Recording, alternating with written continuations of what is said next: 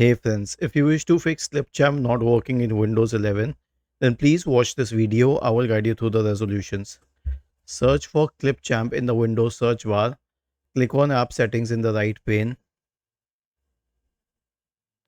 Scroll down, click on Repair first. This will repair the ClipChamp application, though it needs a few seconds. If this does not help, then you can click on Reset and then reset once again. Now this will reset the settings for Microsoft ClipChamp and you can relaunch it. If this does not help either, then simply uninstall it from your system. Yes, you can uninstall this application. Then search for Store in the Windows search bar and then open the Microsoft Store and then search for ClipChamp here. Go to Microsoft ClipChamp and then click on Install here. Was this helpful? If yes, then please subscribe to the channel. If not, then let us know in the comment section of the video on how we could help you further. Thank you for watching this video and have a nice day.